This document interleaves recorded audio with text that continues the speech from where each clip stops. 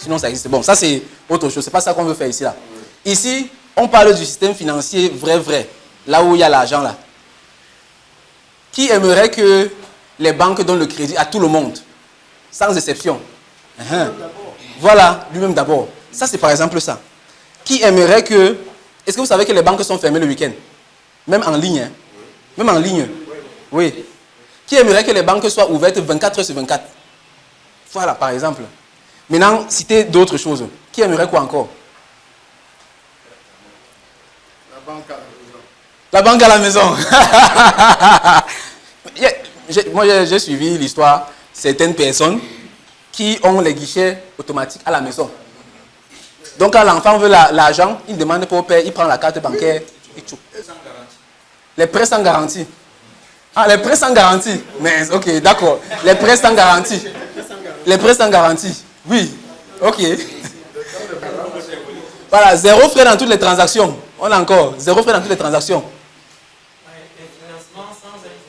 Financement sans intérêt. Très bien, excellent.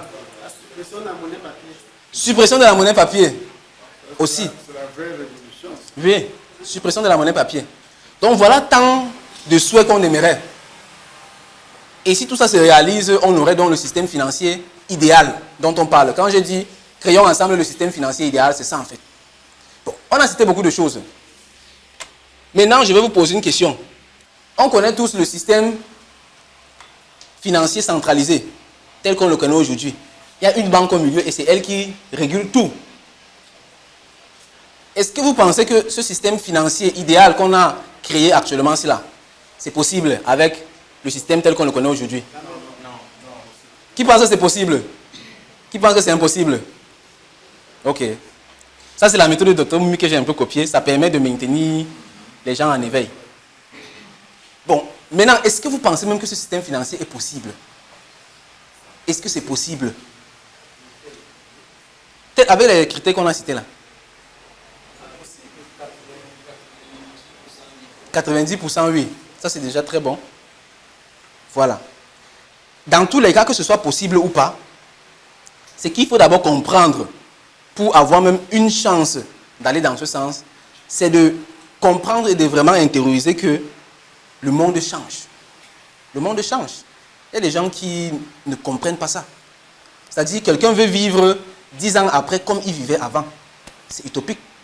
Le monde change. Et aujourd'hui, nous sommes à l'ère de la décentralisation. Il faut comprendre ça. La finance ne fonctionne plus de la même façon. Tout comme l'éducation ne fonctionne plus de la même façon qu'avant. L'investissement ne fonctionne plus de la même façon. Les levées de fonds ne fonctionnent plus de la même façon. Les transferts internationaux ne fonctionnent plus de la même façon. Il faut déjà comprendre ça. Avant même d'avoir une chance de savoir, de comprendre que le système financier parfait, idéal, n'existe certes pas, mais qu'on a quelque chose qui se rapproche de ça. La finance décentralisée, elle n'est pas parfaite, elle est tout simplement meilleure. Avec la finance décentralisée, on peut financer ses projets sans intérêt. Avec la finance décentralisée, on a accès aux banques 24 heures sur 24, 7 jours sur 7. On a déjà rempli 2 conditions ici, là. Avec la finance décentralisée, on a la banque à la maison. Voilà. Avec la finance décentralisée, on n'a pas les conditions à donner. C'est-à-dire, on fait les transferts sans donner de raison. Avec la finance décentralisée, on a la possibilité de faire des transferts, certes pas sans frais, mais avec des frais qui sont presque nuls. Parce que si je vais envoyer 10 000 francs CFA à travers la finance décentralisée, je vais payer peut-être $1, 600 francs de frais. Si je vais envoyer 1 million, je paye la même chose, 600 francs. Si je vais envoyer 1 milliard, je paye la même chose. On est d'accord que sur un transfert d'1 milliard, 600 francs, c'est gratuit, non? C'est gratuit. Tout simplement parce que ce n'est pas des individus qui sont derrière la finance décentralisée en train de regarder le gars s'il y a beaucoup d'argent. Non, non, non. Ce sont des protocoles. C'est la finance décentralisée. Personne ne contrôle ça. C'est là comme ça pour tout le monde. C'est programmé et c'est déployé sur ce qu'on appelle la blockchain. Et tout le monde peut y accéder comme il veut, quand il veut. Donc quand j'envoie 1 milliard là, ça ne voit pas que c'est 1 milliard. Ça voit tout simplement que c'est une transaction. Et ça facture ce qu'il faut pour que la blockchain fonctionne. Et le gros avantage avec la blockchain, c'est que c'est presque inviolable. C'est presque inviolable. Tout simplement parce que contrairement à Internet, qui a une structure similaire à celle-ci, Internet fonctionne avec le système client-serveur. Donc, tout le monde communique avec un serveur. Quand on tape les recherches sur Google, par exemple, là, ça part tous au même endroit. Donc, si on veut détruire le truc, on détruit simplement leur serveur central là. Pourtant, la blockchain dit non. La blockchain dit, on n'a pas besoin de donner tout le pouvoir à une seule entité ou à une seule personne. On peut décentraliser ça. Et quand on décentralise ça, ça fait en sorte que si quelqu'un veut violer le système, s'il veut détruire le système, il faut qu'il détruise tous ces ordinateurs-là. Et aujourd'hui, avec le Bitcoin, on a combien de validateurs? Plus de... Des nœuds complets, oui. 16 000 nœuds complets. 16 000 nœuds complets. Nœuds complets, ça veut dire que ce sont des ordinateurs, souvent des gros ordinateurs, qui possèdent toute la blockchain dans leur système. Et pour détruire de façon informatique, il faut avoir une puissance de calcul supérieure à ça. Et on a vu que pour détruire la blockchain du Bitcoin, il faut produire une quantité d'énergie qui n'existe pas au monde. Donc jusqu'à aujourd'hui, c'est inviolable. C'est pour ça que même les gouvernements font confiance au Bitcoin. C'est pour ça qu'on parle du Bitcoin comme étant l'or numérique. Même les nôtres ne passent pas qu'ils font confiance. Notre gouvernement. Ils font la recherche. Voilà, exactement. Exactement. Ils investissent. Ils connaissent. Mais vous n'avez pas vu la liste de la BEAC là? Mais ce sont des experts. Voilà, tu m'as envoyé ça inbox. Tu m'as envoyé ça inbox. Et sur la liste, il y a quelqu'un que je connais. Très bien. Avec qui on s'est formé. On s'est formé à une école au Canada. Avec ce monsieur. Il est très bon. Et tous ces gars sont des experts. Ils connaissent le gouvernement, attention. Ils connaissent très bien.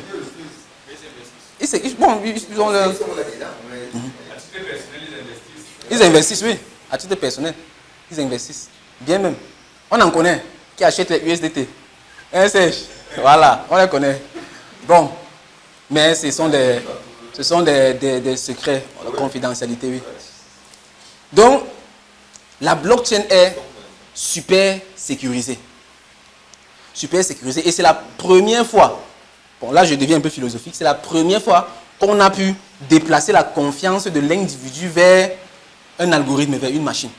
Parce qu'on n'a pas confiance aux êtres humains. On ne peut pas se faire confiance. L'être humain est ondoyant et divers.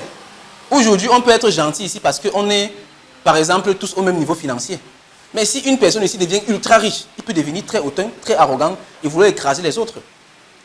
À la conférence de l'autre jour, le présentateur, il a dit, il y a des gens que quand ils deviennent riches, ils changent de numéro de téléphone, ils changent d'amis, ils changent même de femme. Il y a des gens comme ça. Donc on ne peut pas faire confiance à l'individu. On ne peut pas faire confiance. Hein? Et c'est ce qui arrive toujours et toujours. Les gars, quand ils font la campagne, ils promettent tout, ils sont contents, ils partent dans tous les marchés. Mais quand ils sont élus, on ne les voit plus. Les banques centrales, pareil. Quand ils commençaient dans les marchés avec l'or, ils étaient gentils. Ils disaient aux gens que donne ton nom, je te donne le papier. Quand ils ont commencé jusqu'au moment où ils ont coupé l'étendard or, ils sont devenus les grosses banques centrales et ils commandent tout le monde. Tu bavardes et ils bloquent ton compte. On a fait mon compte par exemple l'autre jour. Moi, on a fait mon compte.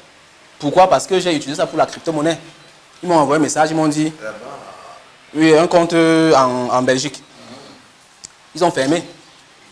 Voilà, ils m'ont dit, vous avez violé notre règle, retirez l'argent que vous avez là-bas dedans, on va fermer ça pour de bon. Ils font ce qu'ils veulent. Pourtant, avant, ils étaient à notre service. Donc, c'est ça, la blockchain, c'est vraiment puissant. Et maintenant, pour terminer cette partie-ci, on va faire une petite comparaison très rapide là, entre la DeFi, Decentralized Finance, donc finance décentralisée, et la CeFi, Centralized Finance, finance centralisée. Vous voyez? Et ici, j'ai pris un simple exemple, qui montre vraiment la complexité et la simplicité. Monsieur Zangué, il est en RCA, en Centrafrique. Il veut envoyer de l'argent à Madame Mafo, qui est en Angola. Ce qu'on doit remarquer ici, c'est que les deux sont dans des zones économiques différentes. Celui-ci est en Afrique centrale, celui-ci, je crois, c'est l'Afrique de l'Ouest, si je ne me trompe pas. Afrique australe, l'Angola. Dans tous les cas, c'est deux banques centrales différentes. Ce monsieur-ci, il connaît seulement le système financier classique. Donc, il va prendre son argent, il va aller dans sa banque, il va dire, je vais envoyer de l'argent à une dame en Angola. Ok, la banque prend l'argent. Vous voulez envoyer ça, pourquoi? C'est l'argent de quoi? Ça sort d'où? Il y a même une dame, elle avait dit, c'est à ma mère que j'envoie. Une camarade du côté de l'Allemagne là. C'est à ma mère que j'envoie. On voit le nom, c'est le même nom. On dit, vous êtes sûr que c'est votre mère? Et à la fin, on a refusé d'envoyer. Hein. On a refusé d'envoyer. Donc la banque se pose toutes ces questions et peut annuler à tout moment. Ensuite, si on prend, ils vont maintenant contacter la banque centrale de leur région, dont la BEAC. Ils vont envoyer à la BEAC. Bon, on a l'argent à envoyer en Angola. Pardon, envoie ça à la banque centrale de là-bas pour qu'il transite ça. La BEAC prend, la BEAC envoie à la banque centrale d'Angola. La banque centrale d'Angola analyse aussi le dossier. Et puis, si tout est OK, envoie maintenant à la banque commerciale, la banque locale, là où Mme Mafo est cliente. Et Mme Mafo part maintenant chercher son argent là-bas. Coût de l'opération, chacun doit manger. Ça coûte. Durée de l'opération, ça va durer aussi. Ça peut faire 3 semaines, 1 mois même. Oui. Et s'il y a les week-ends dedans, le week-end, c'est fermé. Tu attends. Vous voyez. Donc, si on ne connaît pas une alternative, ça ne va pas déranger. Les gens vont savoir. Parce qu'avant, les gens savaient que pour aller à l'école, il faut marcher à pied, partir. Ça ne les dérangeait pas, non? Ils partaient à l'école. Mais quand ils ont appris qu'avec le téléphone, on peut fréquenter aux États-Unis étant au Cameroun. Maintenant, les gens ne veulent plus trop marcher à pied. Parce qu'on a déjà les yeux ouverts, on connaît une alternative. Ce qui fait que nous, comme on connaît une alternative, ça là nous dérange. On trouve ça là cher. Ce qui fait qu'on a ça, la DeFi, la finance décentralisée. Regardez même comment c'est d'abord plus simple. C'est plus épuré. Il n'y a tout simplement aucun intermédiaire. Madame Mafo prend son téléphone avec sa connexion Internet. Elle installe un wallet, peut-être 3 wallets, ou bien elle se met sur une plateforme même centralisée. Moi, je prends l'argent, je lui envoie ça directement. 2 minutes, 3 minutes, elle a reçu, et puis elle utilise ça là-bas comme elle veut. Simple. Peu importe le montant, peu importe le temps, peu importe l'heure, peu importe quoi, peu importe le lieu. Et de la même façon que j'envoie ça en Angola, je peux envoyer ça au Congo, au Gabon, en Chine, partout. De la même façon. Et elle va donc retirer là-bas. C'est vrai, ce n'est pas encore très développé, mais dans chaque pays, il y a au moins un circuit de crypto-monnaie. Hier, par exemple, j'ai envoyé de l'argent au Niger. Au Niger, vous savez qu'ils ont les problèmes actuellement avec le coup d'État qu'il y a eu là. Ce qui fait que c'est compliqué là-bas, chez eux, ils sont sous embargo. L'argent, c'est chaud. Donc, j'avais une facture à payer là-bas. J'ai envoyé la crypto-monnaie simplement. La personne m'a dit, on change l'USDT à 625. J'ai calculé, ok, je devais envoyer 200 000. 200 000 divisé par 625, ça fait 320 $. Ça, je transfère. 2 secondes, il a reçu, il paye l'échange, il a son cash, fini. Simplement. Alors que si je voulais utiliser le système-ci, c'est que on était samedi hier, il devait attendre lundi avant d'aller m'aligner à la banque et attendre.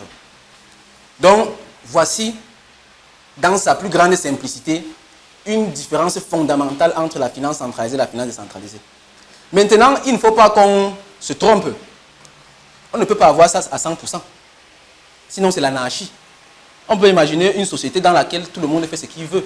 Chacun envoie l'argent où il veut, quand il veut, sans donner de justificatif. Hein? Les bonnes personnes vont faire, mais les mauvaises personnes vont aussi faire. Et peut-être on va financer le crime pour détruire le Cameroun. Et nous, tous sommes au Cameroun, on sera tous malheureux. Ce qui fait qu'il faut quand même qu'il y ait un certain contrôle. Donc, c'est maintenant le rôle des États, des gouvernements, de mettre ce genre de choses en place. Et nous, en tant qu'acteurs de l'écosystème, on est là également pour les accompagner et les aider autant qu'on peut. Et en tant que communauté, on est aussi là pour montrer le bon exemple et utiliser la crypto-monnaie d'une très bonne façon. Donc, c'est un couteau à double tranchant.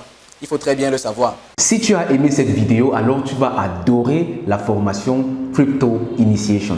Crypto Initiation, c'est tout simplement l'initiation la plus complète en crypto-monnaie et blockchain pour les débutants et les novices. Cette formation a été mise sur pied dans l'unique objectif de favoriser une adoption de masse des crypto-monnaies en Afrique en formant un maximum d'Africains à la compréhension et à l'utilisation des crypto-monnaies, que ce soit comme moyen de transfert, comme moyen de paiement ou même comme moyen d'investissement. Il faut noter qu'aujourd'hui, plus que jamais, la crypto-monnaie fait partie intégrante de nos sociétés et de nos modèles économiques.